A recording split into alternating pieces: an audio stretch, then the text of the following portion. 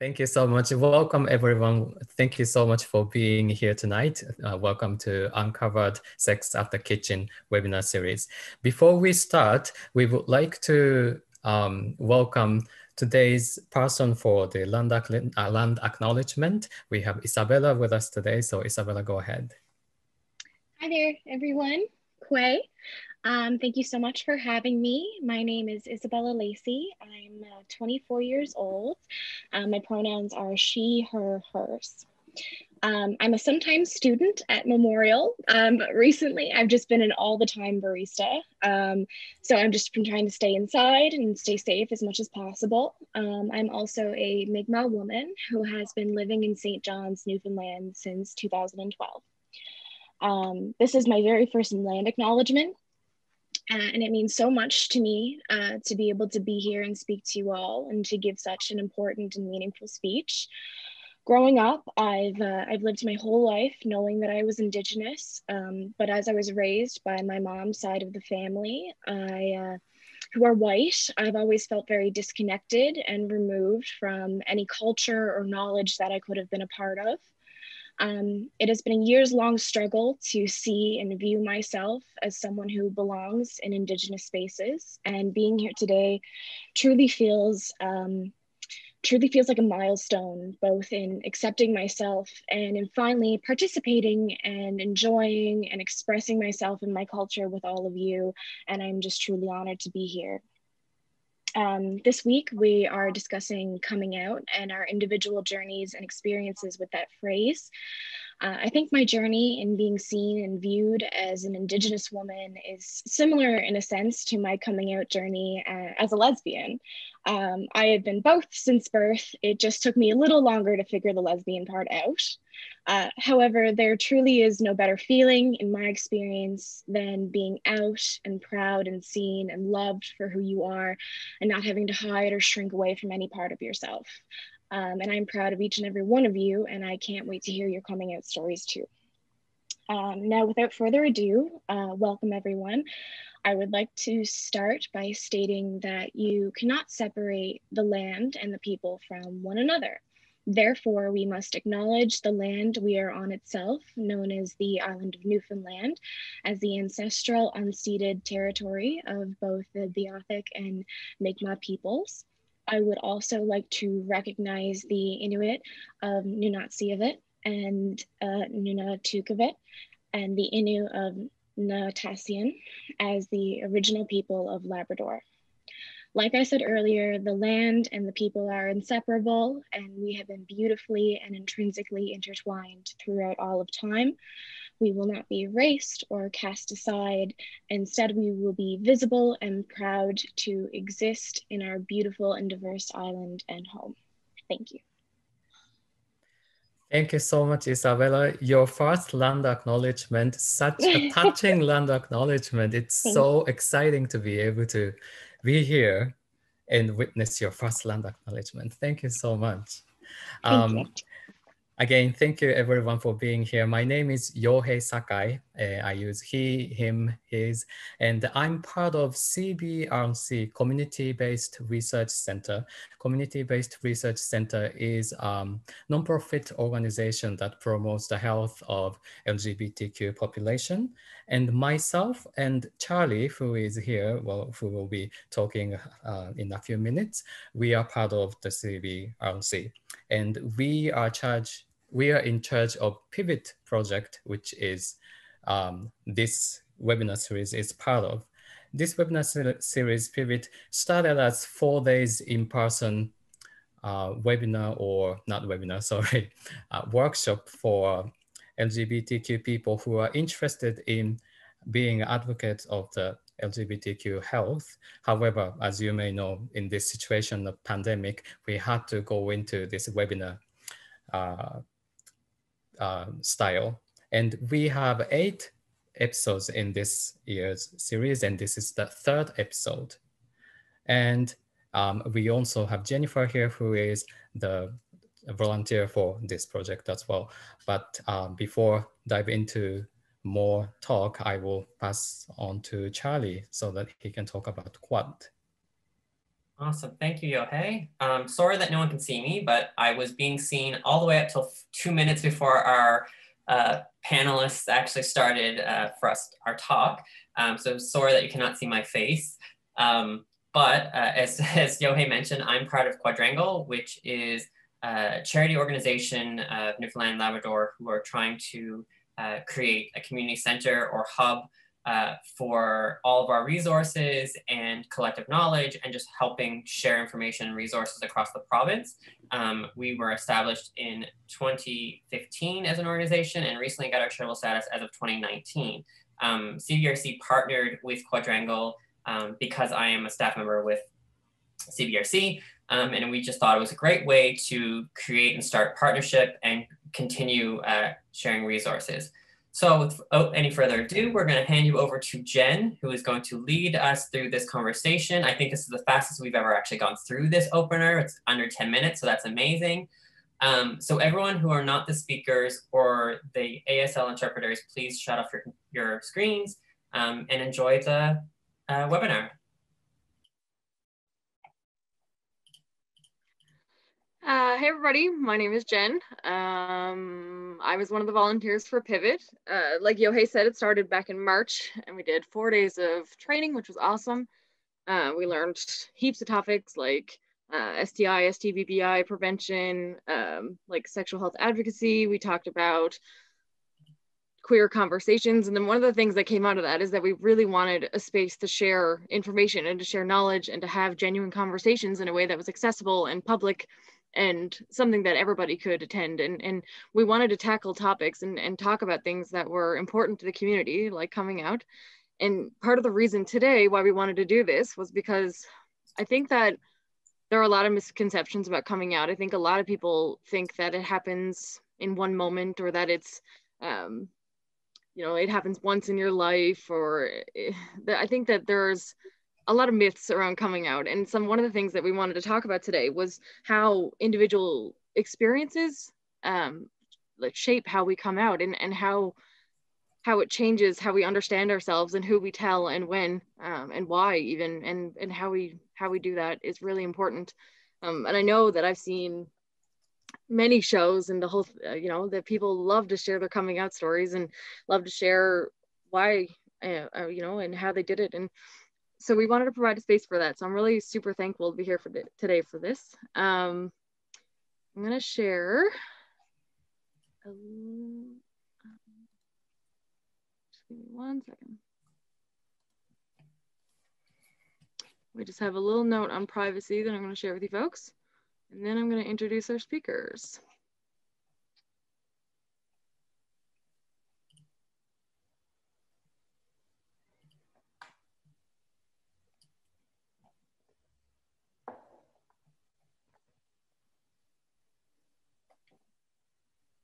Okay, so because you're participating in this webinar, please know that it is recorded. So if you, like Charlie said, if you want to change your name, you can change your pronouns. You can make it anonymized if you'd like, just to maintain your privacy.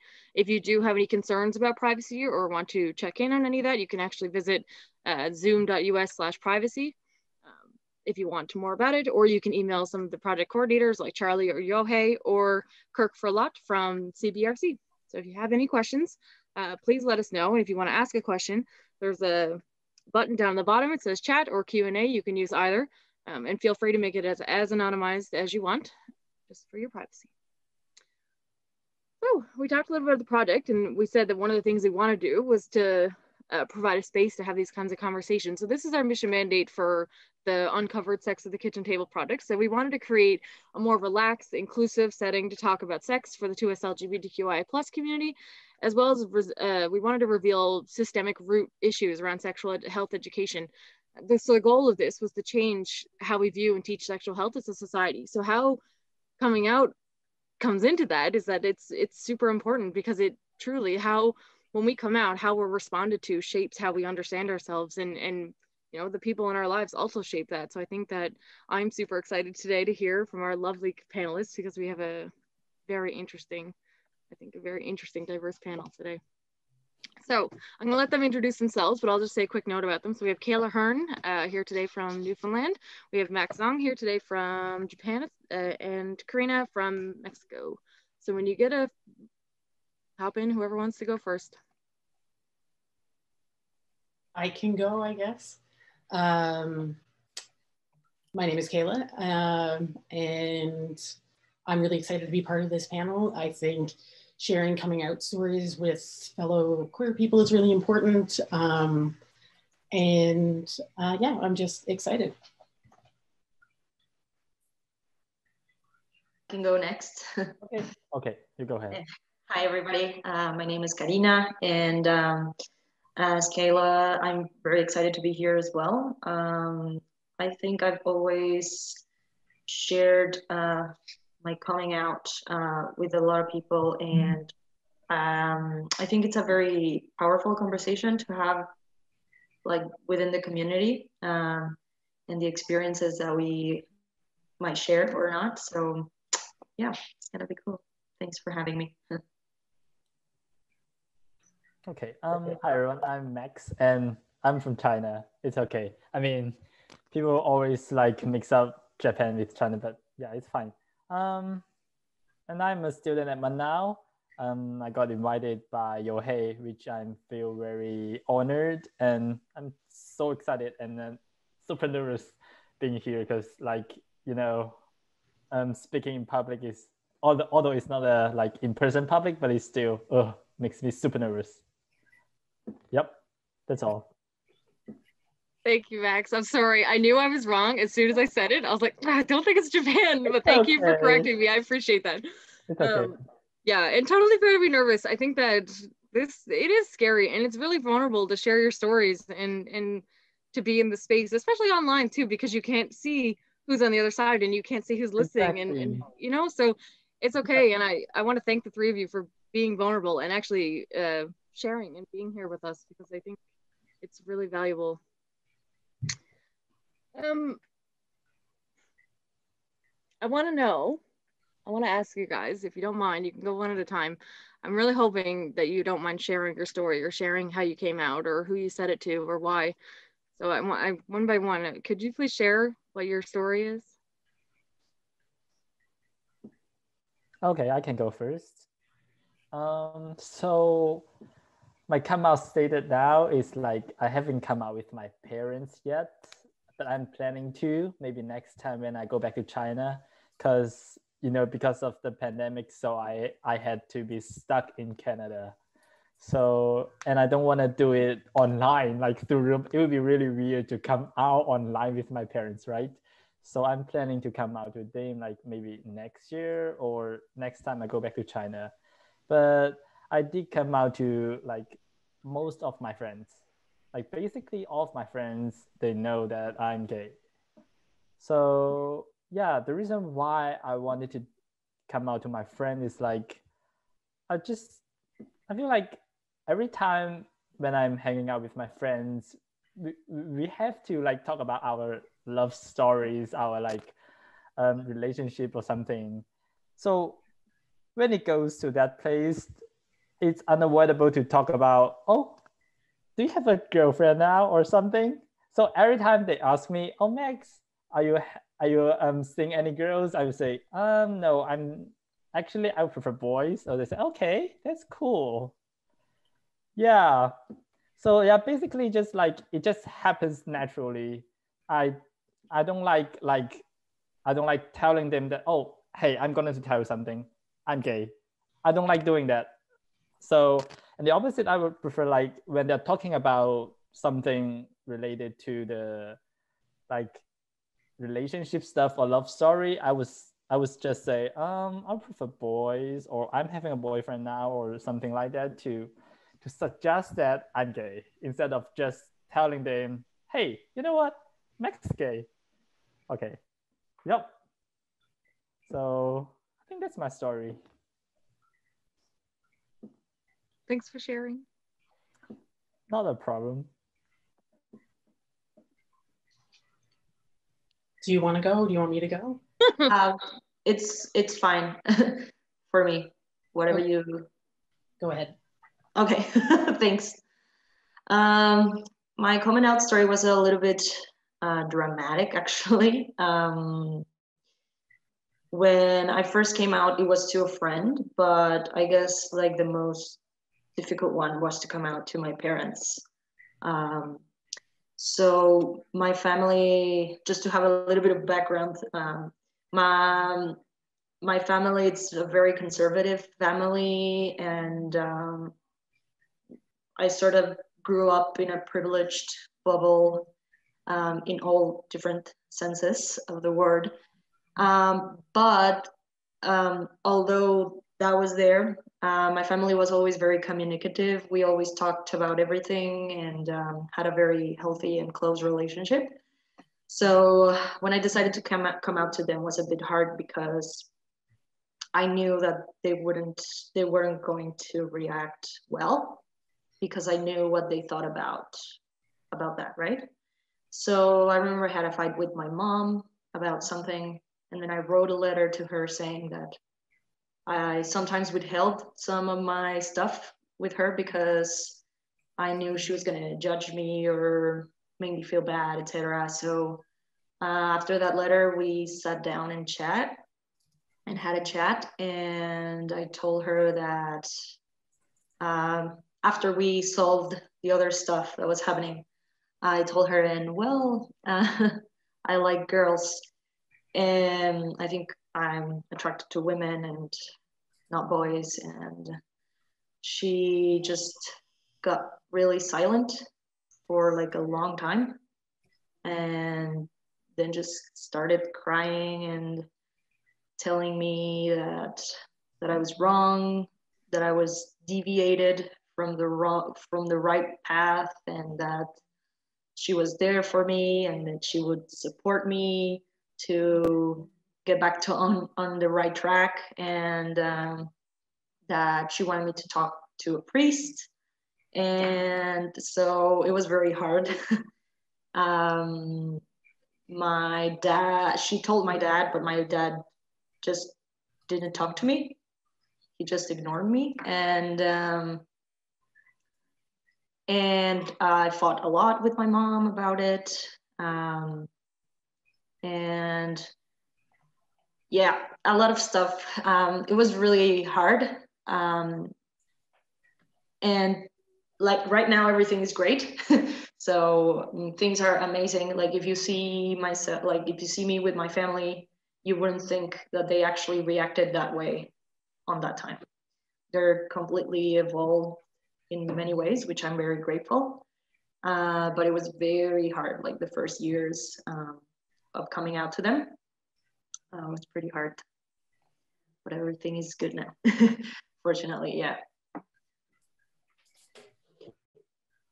I'm glad that things, I'm glad that you're in a place now that things are different. Yes, yeah, it was very hard. And actually, I had to tell them that I was mistaken so that things would cool down. But after that, I came out again to them. And I guess they were a bit more understanding that was me and that they had to work on it to accept me. And they did the work and it paid off for them, which is good. Yeah. That's so good. All right, so I'd like to start this with, I think as gay people, we always have to come out. Every new job, every new friend, I'd say every new partner, but I guess that's obvious at that point. And I have several like significant coming out stories. So I guess I'll do them in order. But also I want to point out that I was a very, very gay baby. And I think my mom is watching and she's like, yeah, for sure. Like I knew you were gay when you were born. But anyway, the first time I ever told anybody anything, I think I was 13, and my two childhood best friends, I remember like exactly where I was. So I'm from Petty Harbor, and we were just out for a walk, and I was like, I have something to tell you. And their reaction was fantastic because they both said, so are we, or they were bi or like whatever, queer as well. So I was like, oh, what a relief. They're not going to abandon me or anything bad is going to happen, whatever. In high school, I tried to come out to my mom as bisexual, then immediately retracted it and was like, never mind, like, whatever. And then ignored it for years. And then when I was 19, I came out to her again because I just felt like I couldn't continue to live my life without being truthful. I'm very close with my mom. And her reaction was, I know, I've always known. I was like, great. I never ever questioned that my parents would have a problem with it, but I still found it really, really hard. And I don't know if it's because I thought they would be somewhat disappointed, or I never thought they would love me less, but I just thought like maybe they'd be weird about it. I have in fact never actually come out to my dad. He just lives and sees me and assumes whatever, I don't know. And for no reason, he's just like real chill. So I didn't feel the need to do it. But my main coming out story happened at a family event, actually on National Coming Out Day, October 12th, 2008. My cousin was getting married, and my uncle, who actually recently passed away, was gay, and he was visiting from Ontario. So after the ceremony, he came back to my house with me and my mom, and my mom was upstairs doing something, and Paul said, you know what, Kayla, you should try the gay lifestyle. It's fabulous. And then I was like, Paul, you know I'm gay, right? And he was like, I know, honey, I just needed you to tell me. And I was like, okay. My mom overheard. By the way, we didn't talk about like from when I came out to her in 2006 to 2008. It just like wasn't a discussion. But my mom overheard, and she was like, what are you talking about? And I was like, oh, it's nothing. She's like, no, I know what you're talking about. Like, it's okay. Whatever, we can talk about this. And I was like, it's fine. I just like, I don't want to talk about it. It's okay. It's not that big of a deal. It's like the least important part of me. Like, please, can we just move on? Then we go to the wedding reception. So my mom was there, but it was a wedding on my father's side of the family. My parents are divorced, but my mom's quite close with them all. So all the aunts and uncles are sitting at one table. All the cousins are sitting at another. I'm just like living my life, basically forgot that that conversation had happened. And then I like look over and I see my dad's twin sister kind of like looking at me. And I was like, okay. And then she comes over and she says, so I heard about your news. And then I was like, oh my God. And then I look over at my mom. She's like, like, wonderful, wonderful. And I was like, it's not news, Mary. It's okay. Like, we don't need to talk about it, whatever. And then slowly through the night, a couple of people like mentioned things or like whatever. And then they had like a string quartet playing music, and they were playing Somewhere Over the Rainbow. And then my uncle Paul appears out of nowhere and he's like, Kayla, they're playing our song. And I was like, oh, this makes me want to die. I'm so embarrassed. Please, like, stop this. So that was really my main one. It killed a lot of birds with one stone, like my whole family. And then after that, I just like, I don't feel the need to like directly tell, especially family members or anything. They can figure it out. And if they can't figure it out, they can ask somebody. And also a tip from my Uncle Paul, I assume everybody is gay until they tell me otherwise. So yeah, that was my coming out story. And also because I'm me, I just wanted to share a picture of him. So he's the reason why, and he really paved the way for me as well, because he obviously was out and came out to my family in the 80s and my Catholic family. And once they were done praying for him, that made room for me to just be me and really not have to worry about if I was going to be accepted or not, because I already knew that everyone was going to be cool about it, but you still have to go through that initial telling people, or your mother telling people, hi mom. Anyway, that's mine. I like you're like, I'm sorry. That's funny. Okay. So I know that a couple of you kind of alluded to it, but I'm wondering what your thoughts on what do you think influences how we come out? Like I know a couple of you touched on religion a little bit, maybe a bit of family values, a little bit of faith stuff. I'm just wondering, what are your thoughts, or what impacted you in your life? To come out or stop from coming out? Either or, like how did it shape your experience? You know, like if you grew up in a religious family or in a religious city or town or country, what did it mean to come out as that person? I know I was just yakking for a bit, but I can answer that. So I grew up in Petty Harbor, small town, half Catholic, half Protestant. I'm from the Catholic side. Was not raised by my family to think that being gay was wrong, but the church thinks that being gay is wrong. I have a distinct memory of when same-sex marriage was legalized, our local priest saying, you know what, if I could marry gay people, I would. And then people like getting up and leaving. And I was like, oh my God. And I wasn't out to my family at this point. And I was like, great. And that kind of made me like be more hesitant about coming out. And also anybody who's from a small town can understand everyone wants to know your business, and I want no one to know my business. So I didn't come out to the majority of people in my life until I moved away from there. And it's not because I'm ashamed of who I am, it's just my life is my life, and my sexuality has like very little to do with what kind of a person I am, and it's nobody's business, and I don't want people talking about it. So being from where I'm from definitely delayed being coming out. And I think also like the age that I am, I'm not old, still a millennial, but I'm of the age where we didn't like have a lot of access to queer things, and it just like wasn't as easy. I think if I was a bit younger, I would have come out a lot earlier. But yeah, that's my experience. Yeah. But you, Karina or Max? Yeah, actually, I guess religion played a very huge part in my growing up as a lesbian, because the majority of the population in Mexico as a country is Catholic.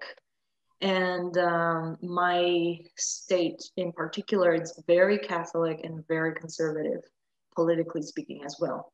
So it was very, very hard. And I knew like lots of my family, like extended family,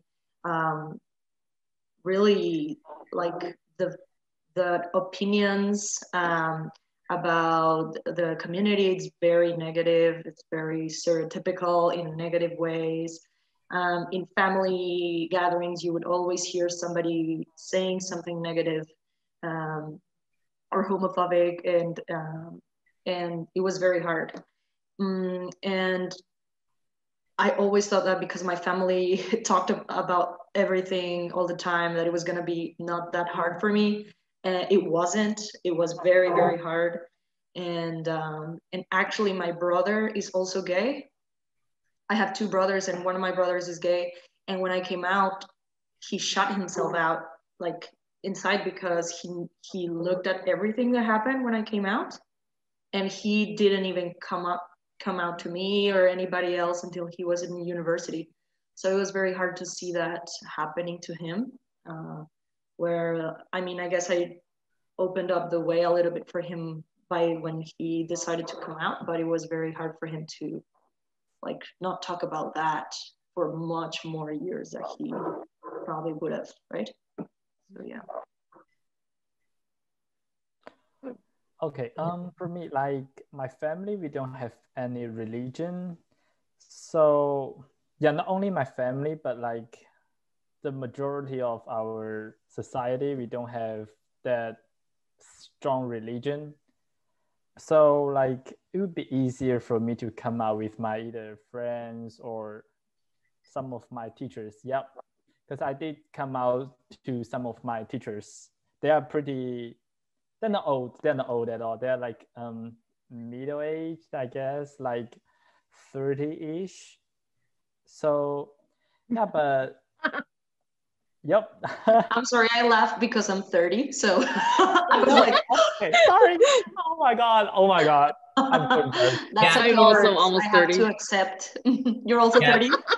Max, Almost. I'm 36, so we all need to be careful So with Max, I'm gonna be kicked out. I'm sorry. No, that's fine. I'm 37 too. Oh my God. okay, so thanks for sharing your youth, Max. Yeah. I'm literally embarrassed now. I'm sorry. I'm so sorry. No, don't worry.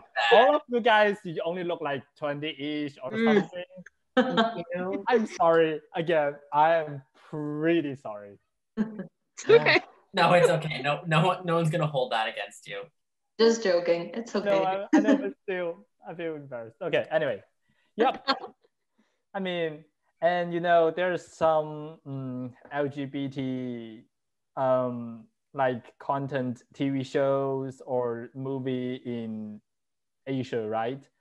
Well, but not in mainland China, but in like Taiwan, in Japan, in Thailand. So like, yeah, and some like not some, actually many people are pretty into that kind of TV shows. So yeah, I would say they're pretty open-minded about LGBTQ things. So like when I came out to my friends and those my open-minded teachers, they're like, okay, I know that now. You just take care of your body.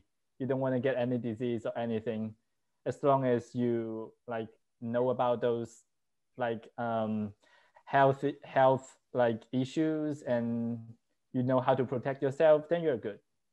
So yeah, actually I found myself pretty lucky because I didn't have that many obstacles to stop me coming out. Yeah, but I don't know if I will have that like difficulties, because the biggest issue is coming out to my families, right? Especially to my parents. So I don't know. Sometimes I will think like my mom kind of knew it, because every time like I video chat with my mom twice a day, every day. Wow. So yeah, that's a lot, morning and night. So yeah, so every time my mom got my video call, she was like, "Hey son, how are you doing today?" As if I was a daughter to her, not a son, but a daughter. Like she would speak to me like to a kid. So like I think my mom would know, like, because I behave the same in front of my mom or anybody else. So I mean, it's obvious, right? Because my friend told me, they were like, okay, I know you're gay when I first met you. I was like, okay, my mom is not that stupid or silly, right? So I don't know. So sometimes I think my mom would kind of accept it like easily. But the other day I chatted with my mom and she told me she has a co-workers who got sexually harassed by his boss, who is homosexual. And she was like, oh, that is so creepy, oh my God. And she used those negative words to that homosexual boss. Mm-hmm. And I was like, I kind of doubt my thought before. So I'm a little bit confused now. Yep. But anyway, I think I will still do it no matter what. Because I mean, coming out to my friends makes me feel like, okay, I can be myself in the society, but not in the family. Because every time my mom tell me, you have any new girlfriend now? I was like, yeah, maybe. So it's like, yeah, that's pretty awkward, because I still can be the real me in front of my parents. So yeah, I will still come out to my family no matter what. It's interesting though how those small, like you were saying, the negative connotations toward the homosexual boss. It's interesting how those small little things can be so discouraging though, like how you can hang on to those and remember that, and how it can prevent you even, and it's interesting. Yeah, I know, it's really tricky sometimes. Yeah. I know when I came out, so I told somebody in my life who I love very much, and the response to me was that they would love me even if I was in jail. Yeah, so they said they'd love me even if I was in jail, but not to get mixed up in the freaks, which was super harsh looking back, and you know, lacked some compassion and understanding. But I think for me it was so confusing, because I was taking the message saying you're loved, you know, like they love me even if I was in jail, like worst case scenario kind of thing. So it was so weird, because it was comforting, but at the same time it was, don't associate with people who are different, who are, you know. So it changed a lot of how I interacted with the queer community after that, and it really changed how I understand myself too. But it was so subtle, you know, like it was something so small, which is why I think it really matters how we respond to people who are coming out, and what we say matters. And does anybody remember what was an impactful statement? Or does anybody, like, I know Karina, you said that your mom said she would save you, or, you know, was there something that somebody said shocking. That actually, I had one friend, because when I came out to my mom, I was in grade 9. Oh, that was young. Yeah. And before I came out, no, I'm sorry. In grade 9, I came out with my friend. But in grade 11 or 10, I came out to my mom. Sorry. Wow. But my friend, who I came out to first, we've been friends since like really little, and he always seemed very queer to me. I guess that I don't know, like I had that vibe that he was also gay, so that's why I told him. I was like, oh, I'm sure he'll say me too, and we'll be best friends forever. And he did not say that. He said, well, maybe it's a stage of your life, and don't worry, you'll be okay. And he's out now. Like he is queer as well, but at that point of his life, that's what he responded. So it was a bit, it broke my heart a little bit. But I mean, we kept being friends. And another friend, she sort of accepted me, but then something similar that happened to you, Jen. Like she was like, well, I guess you should try to go on a spiritual, you know, those like go away things that you go to a camp, and it's retreat. Like, I think, I don't know, she wanted to send me to conversion therapy or something, but and she said there people that have done really bad stuff go to those things, like criminals and rapists. And I was like, what are you saying? You're comparing me to rapists. And so that was the end of me for her, like with that friendship. After that, I was like, bye, I'll get myself some better friends. And I did that. Yeah. I think it can be really awful how people respond. I mean, like, even like my mother, who responded with, she told me that I was a lesbian, or that I liked women because I was fat, and it meant that I thought that men wouldn't like me because of my body size. So she assumed that my sexuality was because I felt that people wouldn't be attracted to me, which is like, oh my God, unreal. It is unreal. And it's unreal how much people mix up in coming out. Even, you know, the other example I gave being saying, I'd love you even if you're in jail, comparing sexuality to deviance, or comparing it to health. Like you said, when somebody gave you, you know, STBBI information when you were coming out, they said, don't get any diseases. It's because people conflate sexuality and assume that we're criminals, or assume that we're, you know, perverts in some way. Yeah, it matters. Yeah. So when did you, I mean, Kayla, maybe if you want to start this one, when did you know that you were not straight, or when did you know that you were you? Who was the first person you had a crush on? What was the feels? Where'd it come from? You're asking me because you know my answer is good. I do, yeah. The first part of it, how did I know that I was gay? I think something in me always knew I was different. Sorry, my dog just showed up and he wants to squeak something. But I remember being like 4 or 5 and only wanting to be around women. And I was like, and knowing that there was something abnormal about that. And within the same like time period between 4 and like 6 or 7, I would say my first celebrity crush was Debbie Cooper from CBC Here and Now. And I still think she's hot, and yeah, she's still a crush.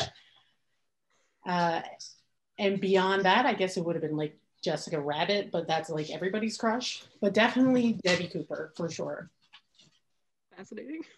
And if you're watching, Debbie, I still love you. Oh, yeah. I was waiting for that, Kayla, of you just being like, hey, here, call me. Like, my number is... Yeah, 100%. Yeah. She still looks the same as when I was a kid, so. It's aging so gracefully. Yeah.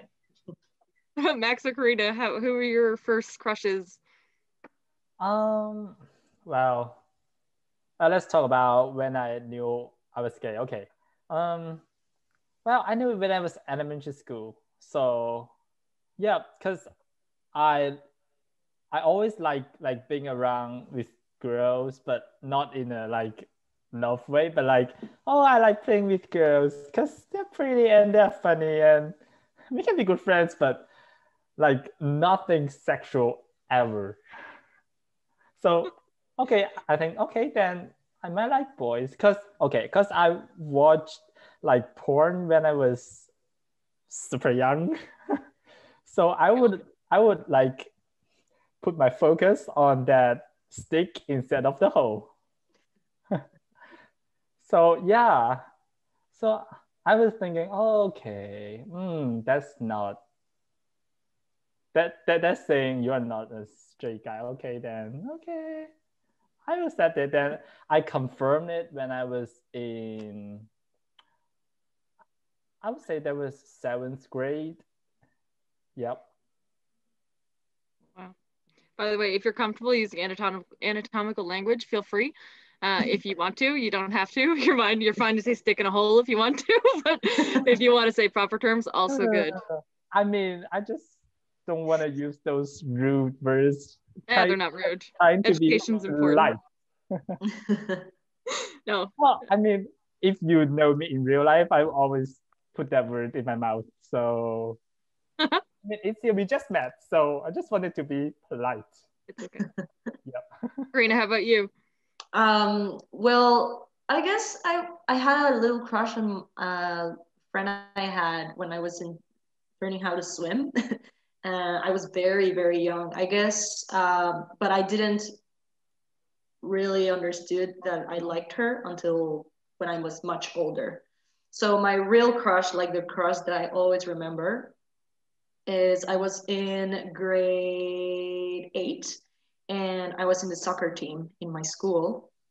And the girls that were in grade 6, because in Mexico, you have from grade 1 to grade 6, and that's elementary, and then from grade 7 to 9, that's middle school, and then high school from 10 to 12. And they're usually separate buildings and in different places. And the girls from 6th grade wanted to be in the soccer team, but only the middle school had the soccer team, and it was the same school, but in different places. And so they convinced like their physical ed teacher, or I don't know, to train with us in the soccer team. So my first crush was one of those girls from 6th grade. She was actually from the US, and she was in Mexico because I think her dad, for his dad's job or something. So the whole family lived in Mexico. So I like jaw dropped when I saw her the first time. And it was very funny because nobody knew about this crush but me. I hadn't come out with anybody. And I was just like secretly in love with this girl who obviously was super straight. And and it was very embarrassing sometimes. And we trained together soccer. And I remember one time before the school year started, I think it was the first year that they were going to grade 7, so they were going to be middle school. And we ran into each other one day when we were getting the books, because you had to go get the books to the building before you went into classes before the school year started. So I remember that we bumped into each other and I was distracted. And then when I saw her, I was like, very nervous. I dropped my books, and my mom was somewhere else, like buying something else. And I was like, hi, and super awkward. And as soon as I could, I just ran away from her. But it was very, it was very funny. Like now that I think about it, it was a very funny first crush. Yeah. Cute. Mine was Jennifer Lopez. So if you're watching, please know that I love you. You can have Debbie Cooper. I want J-Lo. You can have her. I'll take Debbie. Yeah. I love my partner very much. And if you're watching, I love you.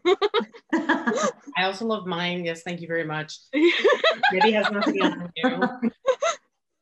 I just want to remind anybody who's watching, so we're going to clue up in about 10 minutes-ish. So if you do have questions, pop them in the Q&A. I'm going to keep going for a minute or so, but just think about it for a minute, flip around the noodle, put it in the Q&A if you're interested. I'm curious. So I know, Max, you alluded a little bit to porn when you were younger, but I'm wondering, where did you find information when you were coming out, or how did you find community? Where did you go? And this is for everybody, and whoever wants to answer at any point. But how did you find information? So, you know, like the internet security was not that good back then in China.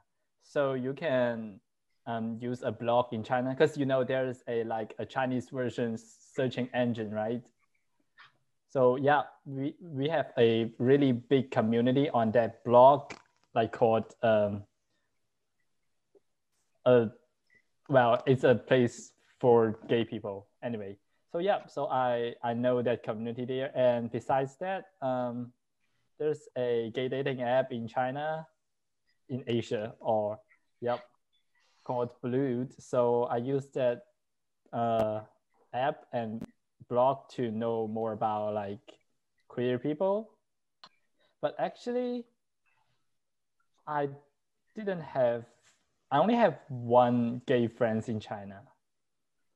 Yep. So, and I don't think we have LGBTQ community in China. Like we use those blog or app only for, I think, only for hookups, instead of really getting to know about each other or unite together to make a sound in the society. So are there like queer community centers or parades, or do No, you ever, nothing like that? I don't think so. Interesting. Maybe there is some like really small community or group in some places, but well, I don't know any of them. Okay. So yeah. What about Karina or Kayla? Where did you go? Who'd you look to? I mentioned my Aunt Mary earlier, my coming out story. So she used to run a video store, and turns out her ex-husband is actually gay, but they were married at the time. So I always like was watching like queer PG films at her house when I would sleep over, like Tu Wong Fu or like whatever. So I always like saw queer people and had access like that way. But in terms of me and like getting to know like what I wanted, queer as folk and the L word, 100% very helpful. And when I was in high school, there was like an online community thing called Blue Cafe. Anybody from Newfoundland might know it. So that was like really helpful. That was really easy to like be out and ask questions on. And then Sunday Night Sex Show with Sue Johansson as well. I remember like having the volume so low and being like right next to the TV, like listening to everything she had to say. But yeah, I guess like media is probably all of our answers in some way. And even though I had like a gay relative, it was only like as a much older adult that I like got information of the queer community from him. I never thought to ask him any questions, actually. I just sort of was like, this is something I'll figure out on my own, like I figured everything else out. Yeah. I don't know if you saw it, but Charlie wrote in the chat when you said Saturday Nights with Sue, he said, "Yeah, Sue," down the bottom. Somebody else also loves her. Yeah.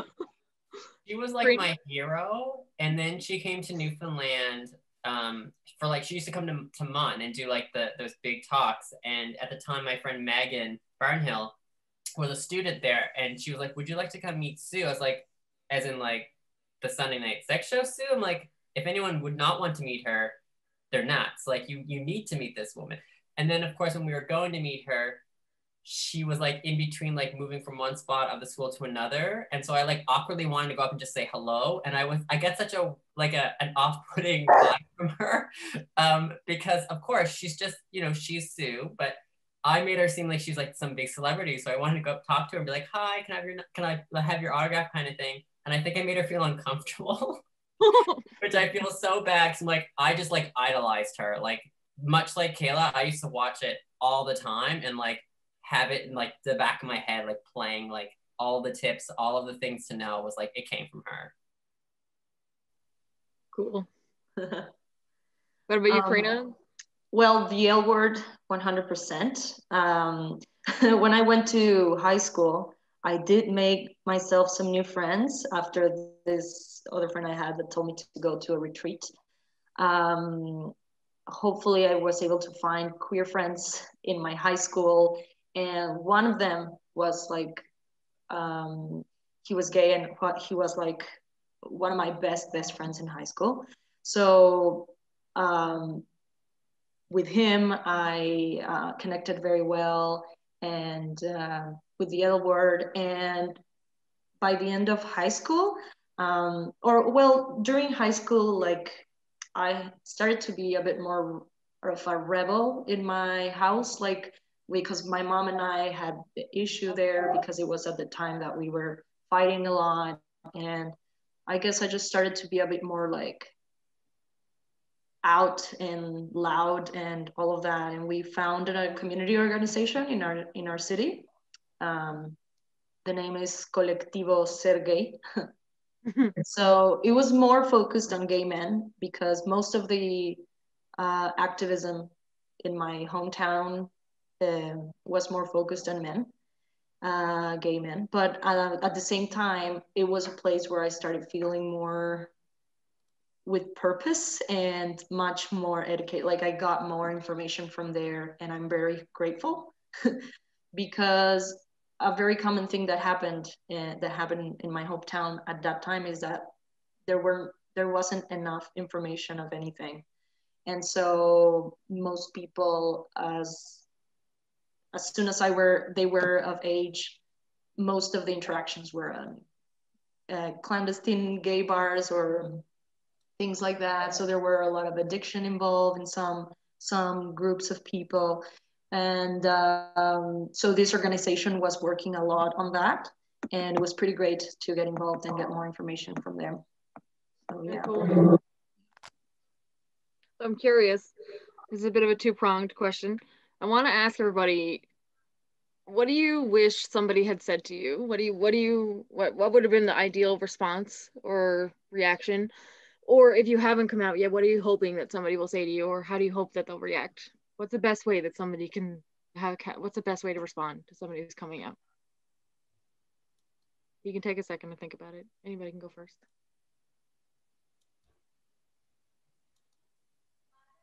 Probably for me would be to say you didn't have to, and not because I'm obviously gay, but because it doesn't matter. And like I said about my dad, I have never come out to him like directly because at this point it doesn't matter and he doesn't care and he's chill. And I don't often come out to new people that I meet because again, in the spirit of my Uncle Paul, I'm just assuming everybody's queer, and they can tell me otherwise, and I'm going to flip it. And yeah, so I think I would like to see in my lifetime people not have to struggle or worry like we had to, and that it is just a super regular thing. Like, as my mom always says, I didn't have to come out as heterosexual, and I want that for us. Karina, yeah, I agree. I was actually thinking about, well, I would have loved that when I came out, somebody just said that it was totally okay, that I shouldn't be ashamed of who I am or sad or worried, because it's a natural part of growing up and getting to know each other ourselves. But that was never like the context. So if the whole context was different, like we wouldn't even have to do it like Kayla said, right? Like it was just like anything. Nobody's assuming you're heterosexual. Nobody assume that. That shouldn't be a thing, right? Yeah. So, yeah. Hi. Yes, I'm in the meeting. It's okay. Sorry, my roommate. No, that's okay. Oh, I forgot to mute myself. Sorry. It's all good. Well, what do you wish somebody would say, Max? Yeah, I agree with them, because yeah, I think the best wishes would be like, we don't have to come out. Like, I can just bring my boyfriend to my parents and, oh, it's my boyfriend. I say, oh, cool, he's cute. And that's it. I don't have to tell anybody that my sexuality is something or it's not something. Yep, I think that's the best kind. Yeah. Yep. Totally agree. I think that's a really important message, is that it truly, I mean, it matters insofar as who you are is wonderful, and Yep. you should love yourself and be okay with who you are and all of those things. But really, there shouldn't have to be the big moment, or you shouldn't have to be scared or afraid if somebody's gonna, say something to you or tell you that you're fat, that people aren't gonna wanna, like that. It shouldn't be like that. It doesn't have to be. I hope that people do the education. I hope that people want to learn and want to respond differently, because I think it really matters. And I think if it doesn't happen in a way that's nice, it can really damage people's lives. Truly, it really matters. And it takes years to come back from a negative or a rejecting response. Years. Yeah. Yeah. And I'm gonna leave because of just one more thing. Same person who told me that I was a lesbian because I was fat, also told me once, because it was after I'd come out, so I had dated women, and after a while I had ended up dating a man again, and my mom also said to me, make up your mind. And that's when, after I'd come out, she was like, I already got used to everything, like, just Jesus, make it up, like, why are you telling me now that, why are you going back to men? And honestly, you know what, no, I don't want to make up my mind, and I don't think anybody else should too. I think coming out is super important and telling people who you are, but I don't think that being fixed in that identity is really what matters. I think just accepting who you are with, when you are, and you're perfect. And I think everybody should just know that. And it's a journey, and sexuality is so wonderful, right? Yeah. And it's a great journey of everybody in our identities, in ourselves. And why should that be so difficult, right? Why should that be so judged? I always say it's the least interesting thing about me. I mean, obviously it lends to a lot of interesting things about me, but yeah, it's just, like you said, it's such a journey, and it is wonderful in like so many ways. And I also always say, if I had the choice, because many people assume I made a choice, I would still choose to be gay. Paul wasn't wrong. The gay lifestyle is fabulous. Yes, it is. Oh, yes. Okay, well, I think we're just about time. So I know Charlie just hopped back on, but I do want to say thank you to everybody, the 3 panelists, for sharing your stories and being who you are. Thank you for sharing with us. Thanks for having me. Yeah, thanks for inviting us. Yep. I just basically wanted to pop in and do the same thing that Jen just did, to thank you all, to thank our ASL interpreters for being here tonight and really helping us make these conversations more accessible, not just to our community, but that lens across all of our communities, that intersectionality. Sadly, our closed captioning didn't decide to kick in until 30 minutes into our conversation. I don't know why it decided to not. So sorry about that. But like Jen said, thank you so much for sharing those very personal stories. And much like Jen, like I know there's tons of people who have gone through those like micro little like ticks that make you not come out sooner or not at all, or doubt even when you do come out. And I want to make sure that everyone knows that like we all kind of face those in other ways, either through our friends, our families, ourselves. Because I don't know about you, Kayla, but I know I was secretly watching Queer as Folk. Not because I was ashamed of myself, but the idea of like what my parents, the perception and the view of that being flipped of what they're going to look at me. And not that I thought they were going to look at me differently, but it was that idea of them looking at me the way I look at myself at times with being queer, of it just feeling like an awkward, not the norm, right? I think my VCR recorded and like program it. And Yeah. then I would watch it after school before Yeah. my mom got home. At Right? night. Yeah. Yeah. So like it's interesting that we do these things as a group to collectively kind of come to terms with who we are, but in a secret way that we're feeling like we're doing something wrong, right? Like we're figuring out who we are and it's wrong.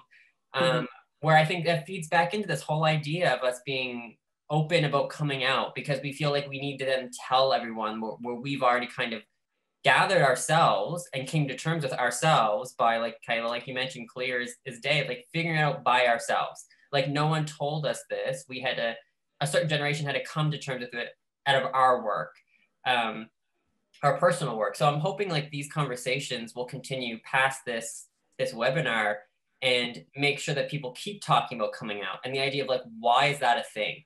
Like, why do we have to come out? Why is society not just, you are who you are, you love who you love, and no one needs to intermix with those sections of your personality or your person, because they don't really affect anything else. Me being queer does not affect my ability for work. Me being queer does not my effect of my community work. Me being queer does not affect me being a good person or my healthcare. When it comes to what I need, it does affect the way that we look at systems and society around things like healthcare, because my healthcare, we are making it up as we're going. So we're looking at things of like the pandemic around HIV and AIDS, where certain things were not in place to help our community and members of our community. So they made that have to be happening.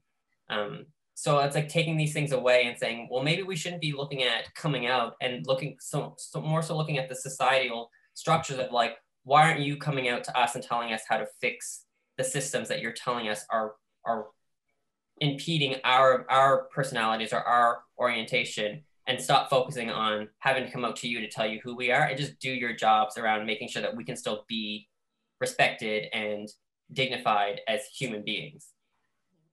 Yeah. Yep. Actually, yeah, I'm doing my, well, as I told you before, I'm doing my Master of Education now, but it's so far it is still course-based, but I'm thinking to transfer to research-based recently. And I want to do something about LGBTQ, like in the education field. So, but I don't have a clue right now. So I think if you have any thoughts or anything, you can like share with me, or we can talk about it or something. Yep, I would appreciate your help.